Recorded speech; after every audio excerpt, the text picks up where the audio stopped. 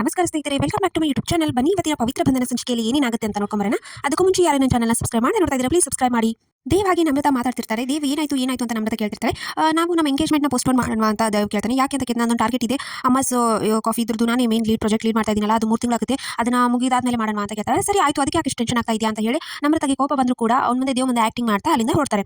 ಆಮೇಲೆ ಈತ ದೇವಸ್ಥಾನದಲ್ಲಿ ಎಲ್ಲ ರೆಡಿ ಮಾಡ್ತಾ ಇರ್ತಾರೆ. ದೇವ್ ಚಿಕ್ಕಪ್ಪ ಎಲ್ಲ ಓಡಾಡಿ ರೆಡಿ ಮಾಡ್ತಿರ್ತಾರೆ. ಅದಕ್ಕೆ ಅವ್ರ ಚಿಕ್ಕಮ್ಮ ಬಂದು ಬೈತಿರ್ತಾರೆ. ನೋಡಿದ್ರೆ ನಿಮ್ಮ ಮಗಳನ್ನ ಯಾವ ಥರ ಕೆಲಸ ಮಾಡ್ತಾ ಇದ್ದಾರೆ, ನಾನು ಕೆಲಸ ಮಾಡ್ತಾ ಇದ್ದೀನಿ ಅಂತ ಅವ್ನು ಹೇಳ್ತಾನೆ. ನೀವು ಯಾವಾಗ ನಿಮ್ದು ಅಂತ ಅವ್ರ ಬರ್ತಡೆಗಾದ್ರೆ ಇಷ್ಟೆಲ್ಲ ಮಾಡ್ತಾರೆ, ನಿಮ್ಮ ಮಗನ ಬರ್ತಡೆಗಾದ್ರೆ ಯಾವಾಗಲಾದ್ರೂ ಈ ಥರ ಮಾಡಿದ್ದೀರಾ, ಯಾವಾಗಲೂ ಮಾಡೋದು ಏನು ಅಂತ ಎಲ್ಲ ಬೈತಾಳೆ. ನೋಡ್ತಾ ಇರು, ನಾನು ನನ್ನ ಹಕ್ಕನ್ನು ಚಲಾಯಿಸಿ ಇದನ್ನು ಮಾಡ್ತೀನಿ ಅಂತ ಹೇಳಿ ಅವರಪ್ಪ ಹೇಳ್ತಾನೆ. ಇಂಥ ಪವಿತ್ರ ತಿಲಕ್ಕೆ ಬೇಕಾಳೆ, ಎಷ್ಟೊತ್ತು ಸೀನಿಯರ್ ನೀವು ಬರೋದು ಅಂತ ಕೇಳ್ತಾಳೆ. ಅದಕ್ಕೆ ನಾನು ಹೂ ತಂದು ನಿಮಗೆ ಕೋಪ ತಂದು ಮಾಡಿಸಿದ್ದು, ಈ ಹೂಗೆಲ್ಲ ಖರ್ಚು ಮಾಡೋ ಬದಲು ಏನಾದರೂ ಮನೆಗೆ ಹೋದ್ರೆ ಇದಾಗ್ತಿತ್ತಲ್ವಾ ಅಂತ ಹೇಳ್ತಾರೆ. ಸರಿ ಹಾಗಿದ್ರೆ ನಿನ್ಗೊಂದು ಕುಂಕುಮ ಕೊಡ್ತೀನಿ ಇಡಿ ಅಂತ ಕುಂಕುಮ ಹಚ್ತಾಳೆ. ಆಮೇಲೆ ನಿಂಗೊಂದು ಗಿಫ್ಟ್ ತಂದಿದ್ದೀನಿ ತಗೋ, ಒಂದು ಸ್ವೆಟರ್ ನಾನೇ ಹಿಡಿದಿರೋದು ಅಂತ ಕೊಡ್ತಾಳೆ. ಇವರಿಬ್ಬರು ಮಾತಾಡೋದನ್ನ ಹಿಂದೆ ಪವಿತ್ರ ತಾತನಿಂದ ನೋಡ್ತಿರ್ತಾನೆ. ಇವನಾದ್ರೂ ಹೇಗಾದ್ರೂ ಮಾಡಿ ಮುಖ ನೋಡ್ಬೋದಲ್ಲ, ನೋಡ್ಬೇಕಲ್ಲ ಅಂತ ಅವ್ನು ಯೋಚನೆ ಮಾಡ್ತಿರ್ತಾನೆ. ಆಮೇಲೆ ಈತ ದೇವ್ ಅವ್ರ ಅಮ್ಮ ಯೋಚನೆ ಮಾಡ್ತಿರ್ತಾಳೆ. ಪವಿತ್ರ ಅಂದಿದ್ದು ಹಾಗೆ ಎಲ್ಲ ಅವಮಾನ ಆಗಿದ್ದನ್ನೆಲ್ಲ ಯೋಚನೆ ಮಾಡ್ತಾ ಮಾಡ್ತಾ ತಲೆ ತಿರುಗಿ ಬಿದ್ದು ಬಿಡ್ತಾಳೆ. ಅಲ್ಲೇ ಆ ಬಗ್ಗೆ ಎಲ್ಲರೂ ಗಾಬರಿಯಿಂದ ಹಿಡ್ಕೊತಾರೆ. ಈತ ಪವಿತ್ರ ತಿಲಕ್ಕೆ ನಾನು ಇದೆಲ್ಲ ಆಡಿ ಬೆಳೆದಿರೋ ಆರ್ಟ್ ಜಾಗ ಕನ್ನೋದು ಸೀನಿಯರ್ ಅಂತೆಲ್ಲ ಹೇಳ್ತಿರ್ತಾಳೆ. ಆವಾಗ ತಿಲಕ್ ನಾನು ನಿಮಗೆ ಇಂಪಾರ್ಟೆಂಟ್ ವಿಷಯ ಹೇಳಬೇಕು ಅಂತ ಹೇಳ್ತೀನಿ.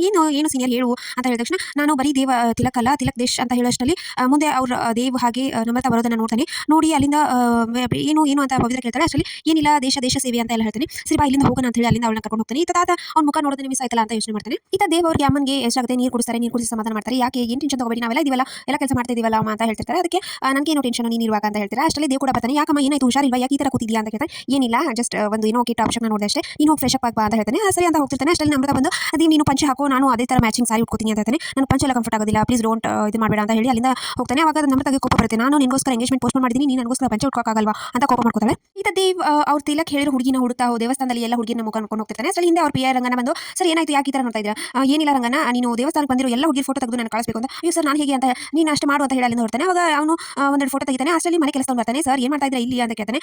ನಾನು ನಿಮ್ಗೆ ಹೇಳ್ತೀನಿ, ಇಲ್ಲಿ ಬಂದಿರೋದೆಲ್ಲ ಹುಡುಗಿ ಫೋಟೋ ತೆಗೆದು ಕಳಿಸು ನನಗೆ ಅಂತ ಹೇಳ್ತಾರೆ. ಅದಕ್ಕೆ ಆ ಮನೆ ಕೆಲಸನ ಹೌದಾ, ನೀವು ಎಷ್ಟು ತಕ್ಕಂಗೆ ನಾ ಕಳಿಸ್ತೀನಿ ಅಂತ ಹೇಳಿ ಅಲ್ಲಿರೋ ಅಜ್ಜಿ ಫೋಟೋಸ್ನೆಲ್ಲ ತೆಗಿತಿರ್ತಾನೆ.